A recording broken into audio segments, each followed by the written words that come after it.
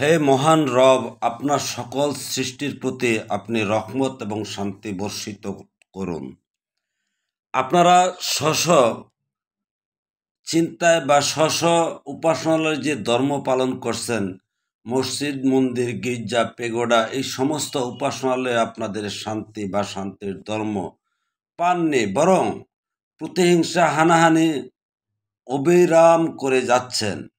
সেই সকল মানুষদেরকে আমি দাওয়াত দিচ্ছি, আপনারা রবের শান্তি গ্রহণ করুন। রব আপনাদেরকে শান্তির জন্য আপনাদের দুটি কুলে সৃষ্টি করেছেন, নর এবং নারী। হে পুরুষগণ, আপনাদের ধর্ম হলো আপনাদের জন্য নারী, আপনাদের স্ত্রী।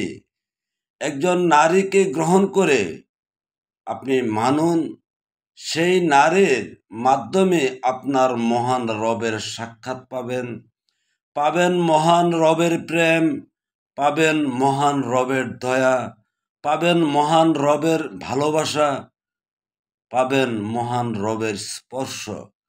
আপনারা এই নিজ দেহের ধর্ম, আপনাদের নিজের চিন্তার ধর্ম, আপনাদের নিজের আবেগের ধর্ম থেকে বেরিয়ে আপনারা ইট পাথরের গড়া উপাসনালয়ে যে ধর্ম পালন করেছেন, এটাই নিজ দেহের বিপরীত ধর্ম, অর্থাৎ এই মান্যকারীরাই বিধর্মী।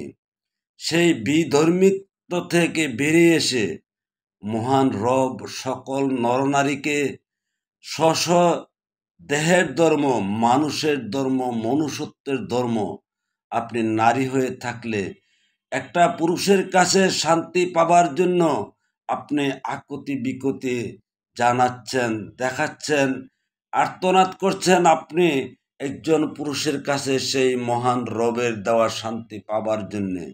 কেন? একটাই কারণ, মহান রব আপনার জন্য শান্তি নির্ধারিত করে রেখেছেন একজন পুরুষের কাছে। তাই একজন ধার্মিক পুরুষকে গ্রহণ করে তাকে মানুন, দেখবেন তার মধ্যে মহান রবের অফুরন্ত শান্তি, প্রেম, ভালোবাসা, স্নেহ, দয়া, মমতা সকল কিছুই আপনি পাচ্ছেন এবং পাবেন। এটাই মহান রব আপনার জন্য নির্ধারিত ধর্ম দিয়ে রেখেছেন। সেই ধর্মের মধ্যে আপনার যত ইবাদত, বন্দেগী, পূজা অর্চনা যা কিছুই বলেন না কেন, সকল কিছুই এই নারী পুরুষের ধর্মের মধ্যে মহান রব নিহিত করে দিয়েছেন। আপনি মান্যবর পুরুষকে মান্য করেন, আপনি মান্যবর নারীকে মান্য করেন, মানলে দেখবেন তার মধ্যে মহান রব আপনার জন্য কি পরিমাণ সুখ, শান্তি, দয়া, প্রেম, ভালোবাসা দিয়ে রেখেছেন। আপনি পাবেন আল্লাহর মধুর প্রেম উপলব্ধি করবেন, আল্লাহর দয়া উপভোগ করবেন, আল্লাহর মহব্বত অনুভব করবেন। হে মানুষ দয়, সত্য ধর্মে আস।